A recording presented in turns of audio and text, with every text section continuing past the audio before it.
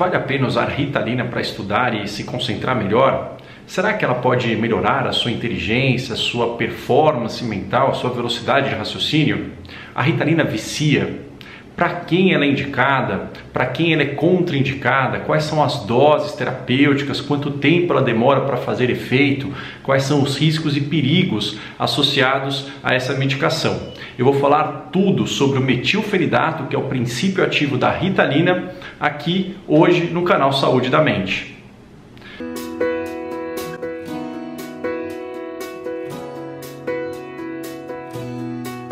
Hoje eu vou dar sequência à nossa série sobre remédios para a mente, sobre as medicações psiquiátricas, falando de uma forma científica, séria, dando informações de qualidade baseada tanto em conhecimentos técnicos, mas na experiência clínica, para que vocês saibam como essas medicações funcionam. Mas essa série de vídeos não substitui de forma nenhuma uma consulta médica com um especialista, e nem ela promove aí, ela tem o intuito de fazer com que vocês tomem a medicação por conta, tá? Isso nunca é indicado. Bom, hoje eu vou falar sobre a Ritalina, o metilfenidato, que é um psicoestimulante que foi sintetizado na década de 40 e foi lançado na década de 50. Então tem mais de meio século que ele existe, que ele está em uso, né, comercial, e hoje o metilfenidato, a Ritalina, é uma das substâncias mais prescritas para crianças e adolescentes com TDAH, com déficit de atenção e hiperatividade. Como é que ele age no cérebro? Então, ele é um psicoestimulante, ele aumenta os níveis de noradrenalina e de dopamina, principalmente a dopamina, em várias áreas do cérebro. Quando ele aumenta os níveis de dopamina e noradrenalina na área pré-frontal, no córtex pré-frontal, ele melhora a nossa capacidade de concentração, de motivação, a memória de trabalho, velocidade de raciocínio e a nossa capacidade de executar funções complexas. Então ele melhora as nossas funções executivas. Mas quando ele aumenta os níveis de dopamina e noradrenalina em outras áreas, como por exemplo áreas relacionadas à amígdala e à ínsula, como eu já falei nos vídeos sobre TAG, ele pode levar a um aumento de ansiedade, pode levar a aumento de agitação, pode levar a quadros de muita insônia, pode levar até quadros de psicose, de alucinações em pessoas que têm já uma predisposição para quadros de aceleração, como esquizofrenia e transtorno bipolar. E ele também atua no circuito de recompensa e prazer, aumentando os níveis de dopamina nesse circuito. Ele pode levar a um comportamento de abuso e dependência. Então, ele pode sim causar dependência. Então, esse é o princípio, né? Como a medicação age. Entendendo isso, vocês podem entender tanto os benefícios quanto os riscos associados a essa medicação.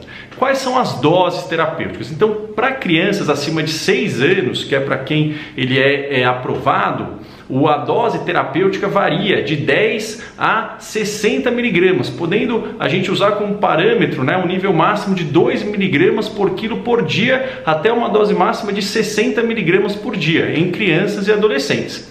Em adultos, as doses também variam de 20 a 60 miligramas, mas muitos estudos mostram que em adultos, as doses de metilfenidato, para serem eficazes, adultos que têm essa indicação, as doses elas podem chegar a 1 a 1,5 miligrama por quilo por dia. Então essas seriam as doses recomendadas para crianças e adultos. E para quem ele é indicado? O metilfenidato é indicado para basicamente 3 quadros na psiquiatria. O principal é TDAH, transtorno de déficit de atenção e hiperatividade. Ele é uma das primeiras indicações de primeira linha, e pode melhorar muito a qualidade de vida dessas pessoas, melhorar as funções executivas, a performance acadêmica, a performance em relações pessoais, a contato social dessas pessoas, pode prevenir acidentes de trânsito e em pessoas que têm TDAH ele diminui o risco de uso e abuso de outras substâncias. Então diminui o risco de dependência química para quem tem TDAH. Ele também pode ser usado para quadros de narcolepsia e para quadros de depressão resistentes aos tratamentos convencionais. Como é que age no corpo? Quanto tempo ele demora para fazer efeito? Então, uma vez que a gente toma a Ritalina de liberação imediata, que é essa que eu estou falando hoje, existem as outras apresentações que eu vou falar em outros vídeos, mas a Ritalina padrão, você toma, o efeito ele se dá em 30 minutos a 2 horas. Em média, 1 hora depois que você toma já começa a ter algum efeito no seu corpo. E o efeito ele é visto logo nas primeiras horas, nos primeiros dias. Então não é uma medicação que, igual os antidepressivos, demora um tempo para a gente ver a melhora. Não, a gente vê uma melhora já rápida.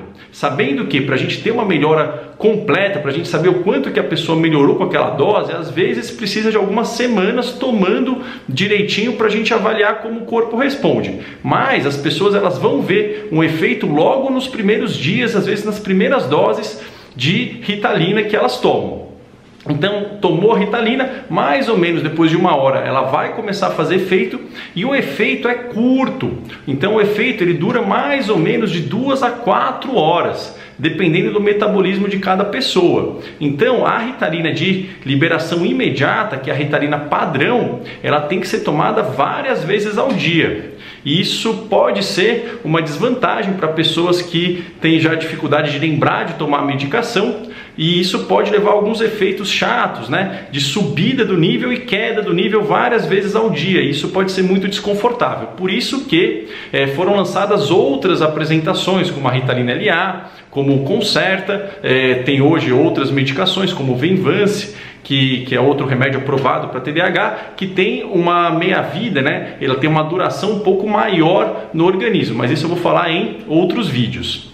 Para crianças, a Ritalina é aprovada sim para crianças acima de 6 anos, para crianças, adolescentes e adultos. Na gravidez e na lactação ela não é aprovada, então não é considerada um remédio seguro. E para idosos ela pode sim ser usada. Normalmente em idosos a gente vai sempre com doses baixas, devagarinho, principalmente para quadros de depressão anérgica, de muita fadiga em idosos, que tem alguns quadros onde a Ritalina pode ser utilizada sim. Efeitos colaterais, como a gente conversou, quadros de muita agitação, ansiedade, irritabilidade, pode piorar tiques, piorar quadro de toque, levar a quadros de muita palpitação, taquicardia e aumento de pressão arterial, e pode levar a quadros de muita psicose, até uma agitação extrema em pessoas que têm predisposição para quadros de esquizofrenia e de transtorno bipolar. Existem alguns estudos mostrando que para crianças e adolescentes ela pode retardar um pouco a velocidade de crescimento. Isso é meio controverso, os estudos mostram também que ela não chega a diminuir o crescimento total dessas crianças, mas é recomendável que exista um monitoramento, né, do crescimento de crianças e adolescentes que estão em uso de metilfenidato de Ritalina, ok?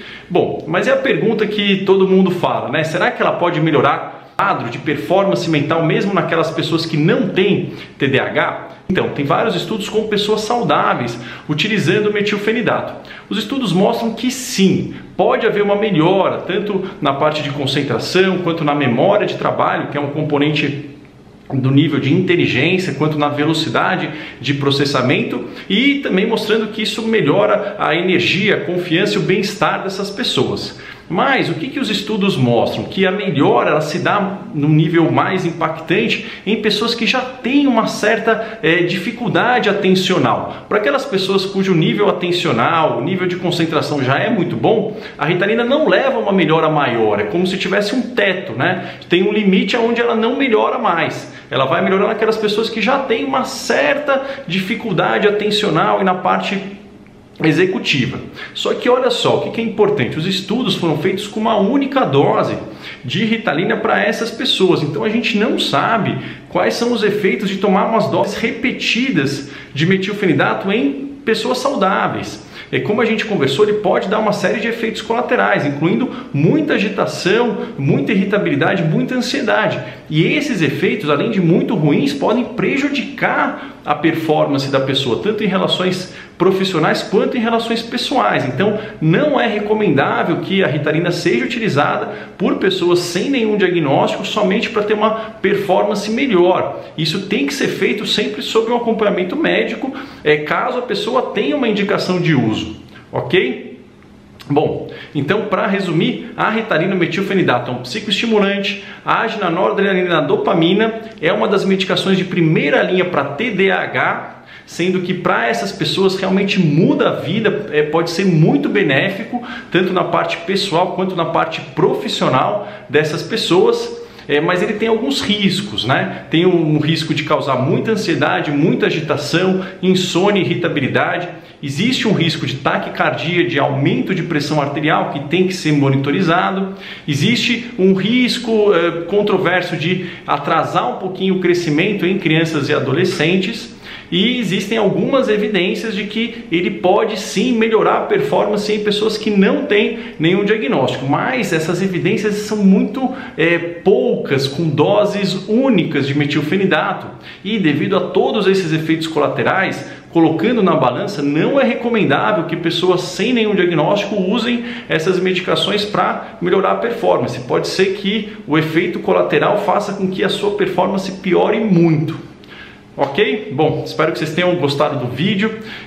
Se vocês gostaram, deixem aqui o seu like. Lembre-se de se inscreverem no canal, caso vocês não sejam inscritos. Ligarem aqui o sininho de notificação. E na descrição do vídeo tem um link para vocês colocarem um e-mail e receberem o conteúdo aqui do canal antes que ele seja lançado. Eu vou ficando por aqui. Um forte abraço para vocês e nos vemos no nosso próximo vídeo. Até lá. Tchau, tchau.